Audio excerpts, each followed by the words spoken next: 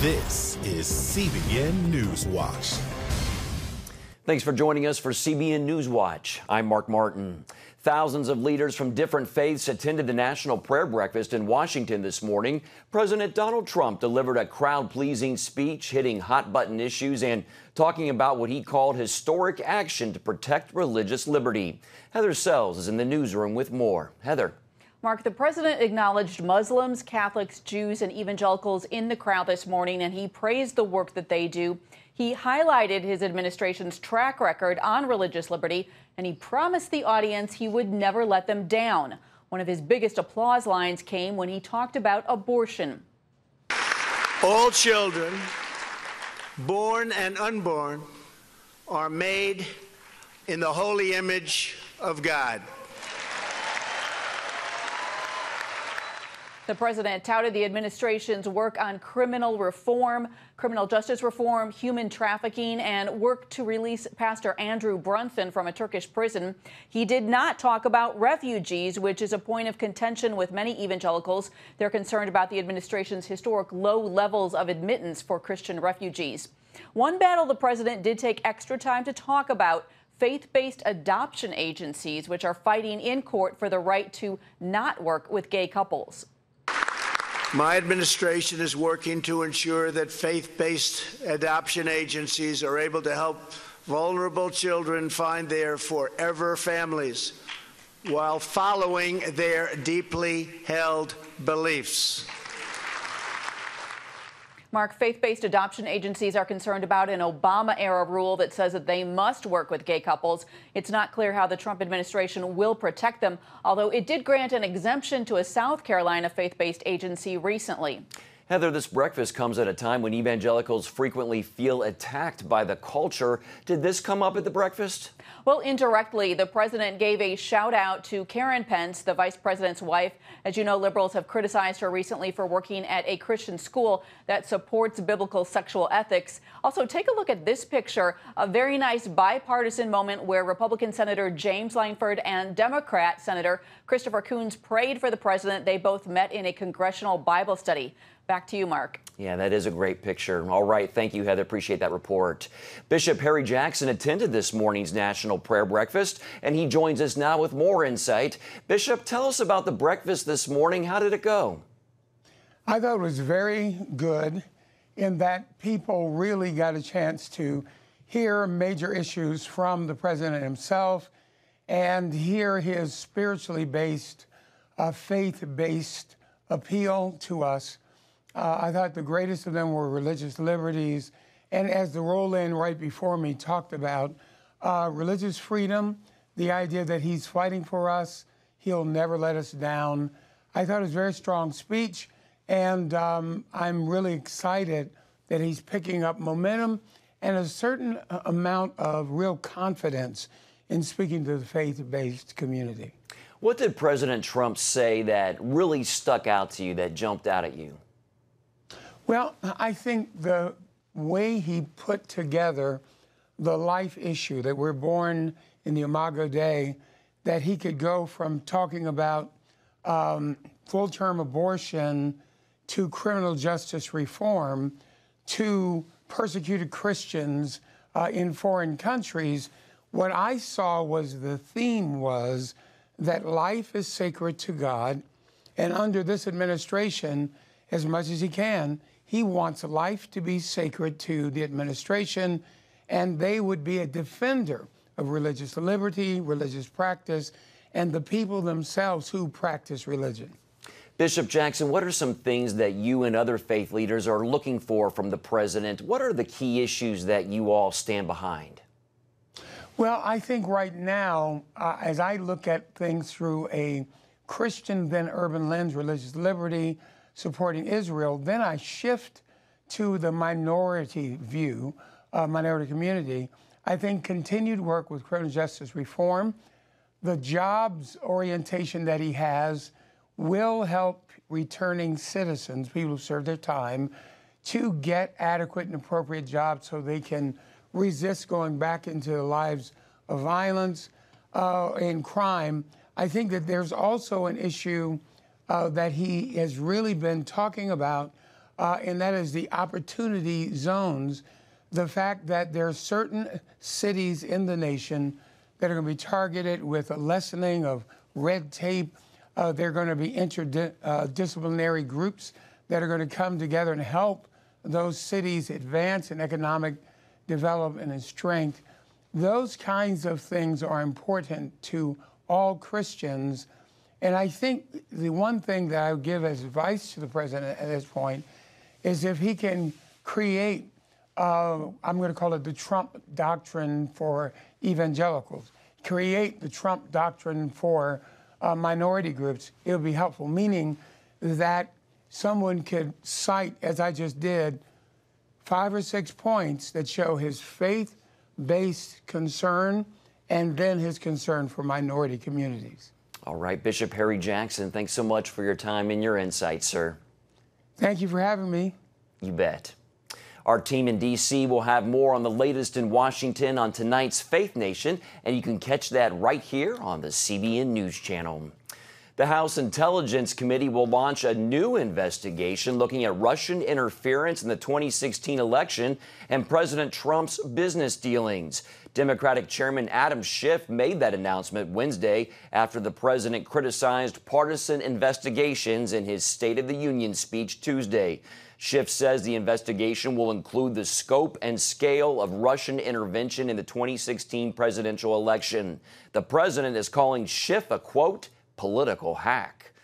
With Virginia's 3 top Democratic officials caught in political scandal, and if Governor Ralph Northam resigns, the state's next governor could be Republican Kirk Cox, who's Virginia's Speaker of the House. Virginia's Attorney General Mark Herring was next in line after Democrats called for Northam to resign and his potential successor, Lieutenant Governor Justin Fairfax, faced allegations of sexual assault. But Herring admitted Wednesday that he dressed up in blackface during a college party in the 80s. The scandal began last week when a racist photograph that you see there featured on Northam's personal page in his 1984 medical school yearbook surfaced. In that photo, one man appeared in blackface while another was in a KKK outfit. Northam first apologized for it, but now claims he was not in that photo. Congresswoman Maxine Waters urged Americans not to watch the State of the Union because she says under President Trump, the State of the Union is not good. But Tuesday night, the president had 3% more television viewers than he did for his first State of the Union speech. Trump drew a larger audience than Presidents Obama and Clinton did for their second State of the Union address. During his speech, Trump listed many of his accomplishments, especially with the economy. In his Drive It Home commentary, Gary Lane says many congressional Democrats found it hard to applaud those successes. I don't know about you, but I notice many sour faces from the Democrat side of the aisle. Shouldn't all Americans be pleased about our robust economy and some of those record low unemployment numbers? That's a victory for all of us, regardless of your party affiliation. But no applause from Pelosi, Schumer, and the Dems. I guess they only applaud success when it comes from a Democrat. Watch Gary Lane's full commentary and other issues affecting America and the world on tonight's episode of The Global Lane. It's on the CBN News Channel at 9:30 p.m. Eastern. In a move challenging President Trump, New Mexico's governor has ordered a withdrawal of the majority of the state's National Guard troops from the border. Governor Michelle Lujan Grisham said only around a dozen guardsmen will remain in the southwest corner of the state to assist with humanitarian needs. Grisham said she thinks the president is misusing National Guard troops. We will not allow any White House or federal government to breach our constitutional requirements. We will not militarize the border. We will not use our assets, including the National Guard, in an inappropriate way. We will also not turn a blind eye to any New Mexican who is truly at risk and who needs resources that should be shared by the state and federal government to address these problems. These are not mutually exclusive, and we're going to lead by example. The governor also directed 25 troops from other states to withdraw from the New Mexico border. Freezing rain hit the Kansas City, Missouri area, and more is expected. Up to a 1/4 inch of ice is possible. The icy conditions caused a school bus to overturn. Elise King called 911. It seemed like I heard something taps and like a bump, and then I heard the big boom. I did make the phone call, and I did come out to see that the kids were getting pulled out by the monitor and the bus driver. Fortunately, authorities report all the students only had minor injuries. But that wasn't the case in other parts of Kansas and Missouri. Officials blamed the icy roadways for 2 separate crashes that killed 3 people.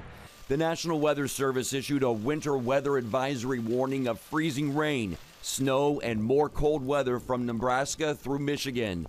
In central Michigan, an ice jam caused flooding along the Grand River.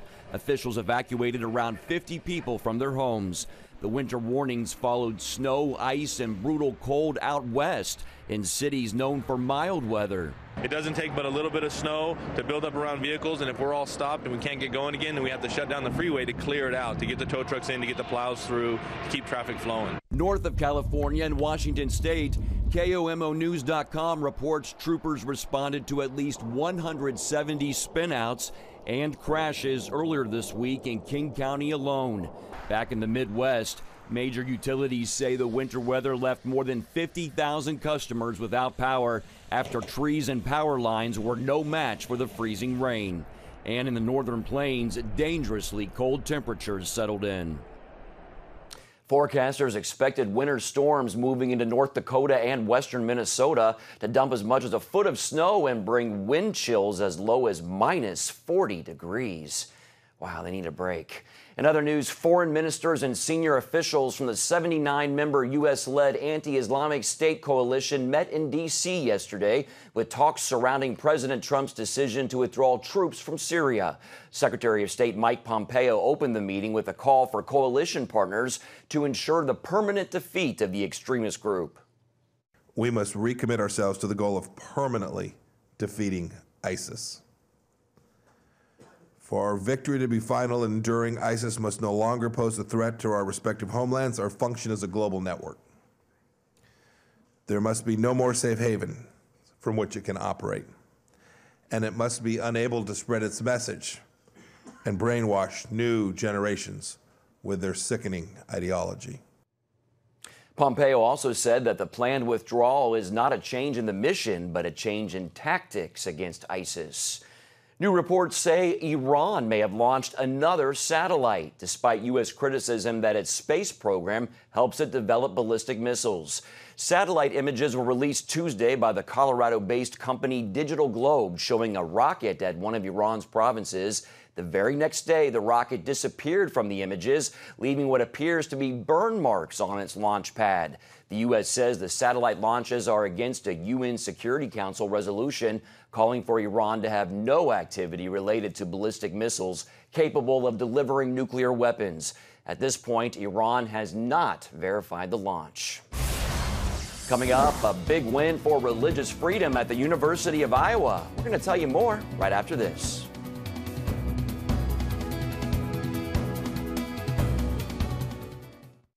CBN presents The I Wills of God, your path to overcoming fear and anxiety. We're going to talk about some of the incredible promises God has made to His children. In Pat Robertson's newest teaching, you'll discover the I Wills of God. I will rescue him, protect him, answer him, be with him in trouble, deliver him, honor him, satisfy him with long life, show him my salvation, and see amazing stories of God's promises in action. What I felt was loved and treasured. God spared my life twice in 3 days. The good Lord had given me a second chance. Break free from stress and despair. The Lord doesn't want you to live in fear, but to know the rewards given to those who love God. Call 1-800-700-7000 or visit cbn.com. The I Wills of God, your path to overcoming fear and anxiety. Hello, I'm Terry Newsom. Did you know there are more than 148 million orphans in the world today? 148 million. But it was 3 little girls that taught me about the plight of orphans. My husband and I spent nearly a month immersed in the daily activities of a Ukrainian orphanage as we waited to adopt 3 sisters. I saw firsthand the utter loneliness, the pain of rejection, and the overwhelming desire to be loved. That experience changed me forever. And out of it grew a ministry from my heart called Orphans Promise. Today, we're helping orphans and vulnerable children in more than 50 countries worldwide. Thousands of children are now in safe homes. They're being educated, and they're learning life skills. I'm asking you to join with me and become family to these children. Will you call the number on your screen right now? Because every child deserves a chance to be happy. A Christian student organization won a permanent place on the University of Iowa campus Wednesday. A federal court ruled that the university's human rights policy illegally targeted religious groups for requiring their leaders to believe in and follow their faith. In Blink versus the University of Iowa, the university kicked business leaders in Christ, or Blink, off campus because the group requires its student leaders to affirm and live by its religious beliefs. After the university admitted that it knowingly targeted and deregistered Blink and other religious groups, the court ruled that the university must end its unequal treatment of religious student organizations. Eric Baxter, an attorney with Beckett Law Firm representing the student group, joins us now with more. Eric, how big of a win was this? It is a great win. It's one of the first and best decisions in the country on this issue. The judge was very clear that the University of Iowa has engaged in blatant religious discrimination against our clients. It's high time that ended, and the judge made clear she wants it to stop. Do you think that this victory could influence cases at other universities around the country? Absolutely. You know, unfortunately, there have been a number of universities around the country that are trying to restrict religious groups on campus from requiring their leaders to be religious. It seems absurd, but there are a number of universities that have been trying to do that, and this decision sends a clear message that that's unconstitutional and it should not be happening. Yeah, let's talk more about that. Let's broaden this out. Why do you think we are seeing so many instances where secular universities are targeting and pushing back against religious clubs and organizations? You know, it's unfortunate. You'd think that a university that's handing out PhDs would know something about the First Amendment. I'm afraid that sometimes there's a lack of diversity in some of these institutions where they're just not thinking about other people's viewpoints. And so this was really an astounding case where we interviewed a number of university officials who said they had red flags going off in their head that what they were doing was a constitutional violation, but they pressed forward anyway, allowing some groups to stay on campus, expressing their views, selecting leaders who embrace their views, but telling 32 religious organizations, and only religious organizations, that they could not select leaders who shared their religious beliefs. Eric, do you think there's a double standard when it comes to what universities allow from, let's say, sororities and fraternities compared to religious-based clubs? Absolutely. I mean, religious groups just want to have leaders who share their beliefs. They open their doors to anybody. Our clients would accept any student who wanted to participate in their activities. They just ask that their leaders share their beliefs, share their mission. At the same time, the university is allowing fraternities and sororities, sports clubs, all kinds of groups to discriminate on the basis of sex, sexual orientation, gender identity. We have no problem with groups selecting leaders or forming membership around their identities or their beliefs, but they can't be allowing that for all groups except religious groups. Here, the university actually had a watch list of 32 religious groups that it intended to kick off campus if it would have won this lawsuit. Let's talk a little bit more about the specifics of the case. What evidence was used actually to help Blink win? Well, as I mentioned, the interviews of 3 different university officials, the dean of students, another dean, the president of the student union on campus, they all testified that they had, as I mentioned, had red flags about this case. They knew that telling students to delete beliefs from their statement of faith was unconstitutional, yet they went ahead and told those students that they would just delete their beliefs about marriage and sexuality. They could stay on campus, otherwise they would be kicked off. And evidence that the university was allowing all kinds of other groups, political groups, advocacy groups, minority support groups, allowing them to select leaders who supported their mission and beliefs, which again we think is a good thing, but they can't allow that for those groups while forcing religious groups or restricting who religious groups can select as their leaders. All right, Eric Baxter with Beckett Law Firm. Thanks so much for your time today, Eric. Thank you.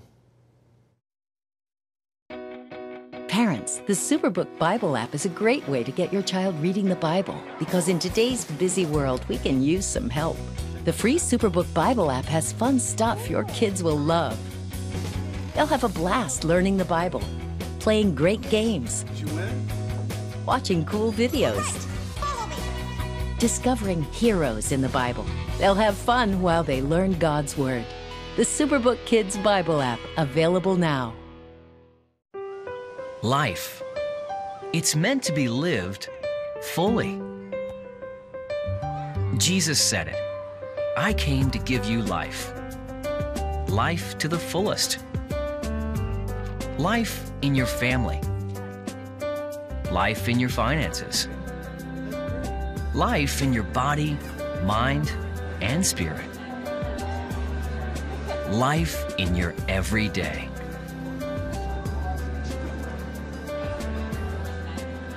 At cbn.com, we're taking what Jesus said seriously.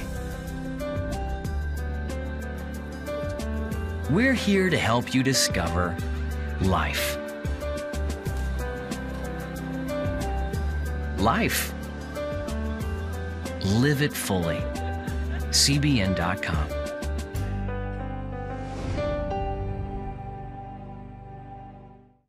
Discover the I wills of God.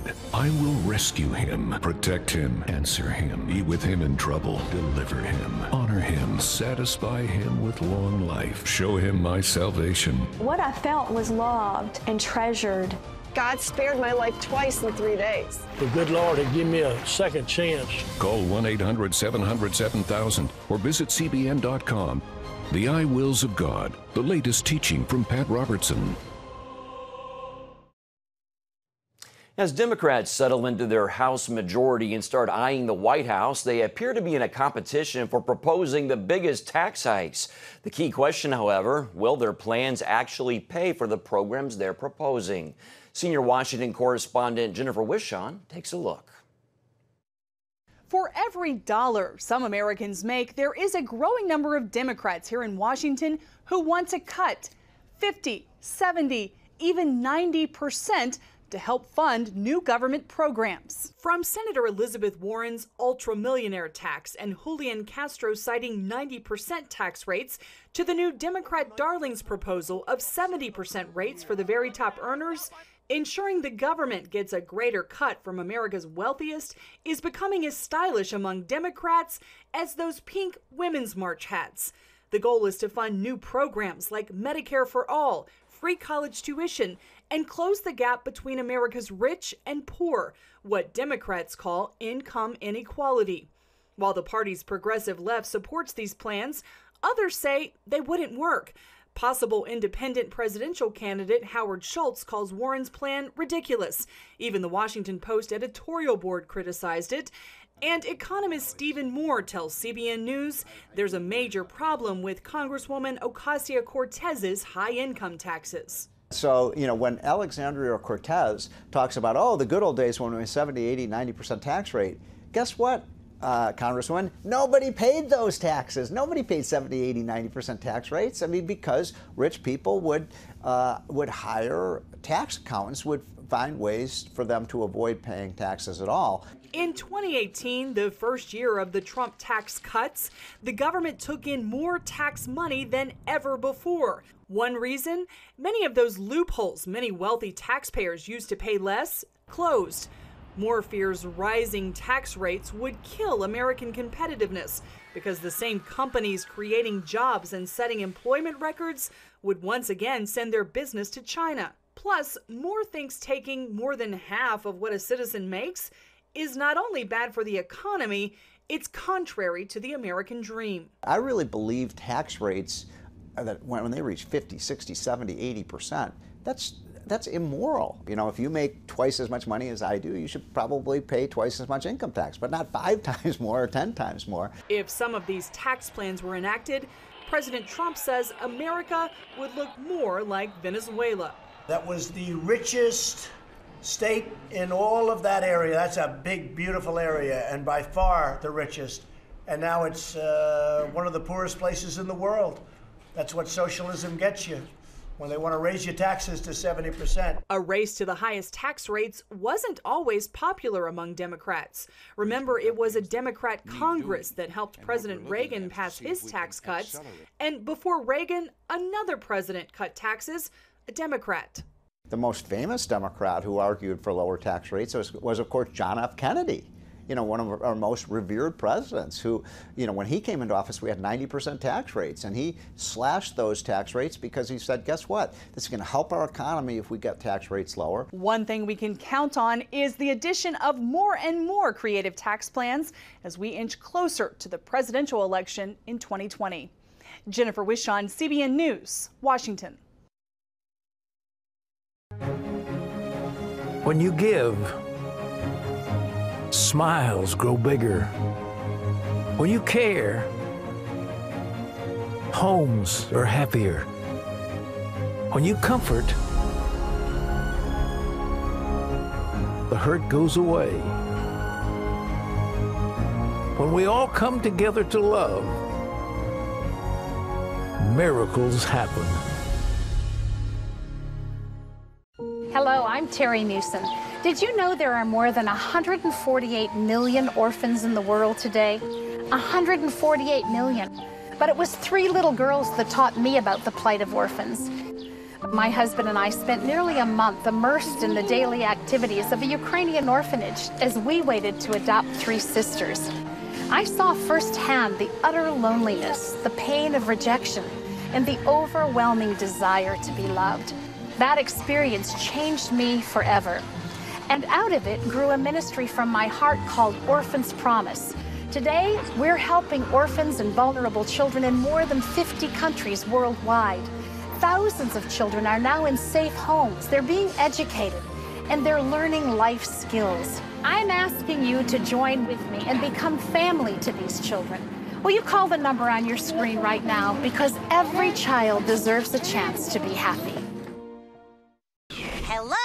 Is this thing on? Hey, kids, do you love games? And do you love discovering things? Well, do ya? Then you're gonna love this. It's the new free Superbook Kids Bible app. You can play games, watch videos, find answers to your questions, and a whole lot more. The new Superbook Kids Bible app. Free downloads available on iTunes and Google Play now. Justin and Hailey Bieber are opening up about their passionate, not always easy journey of marriage in the latest edition of Vogue magazine.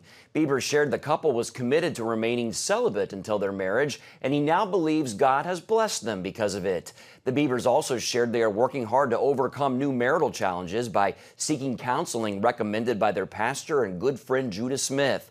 Bieber said, "The thing is, marriage is very hard. We're really young, and that's a scary aspect. We're going to change a lot, but we're committed to growing together and supporting each other in those changes." Good for them. Say a prayer for the Biebers. Well, that's all for today. Thanks again for joining us. Hope you'll join us next time. Have a great day.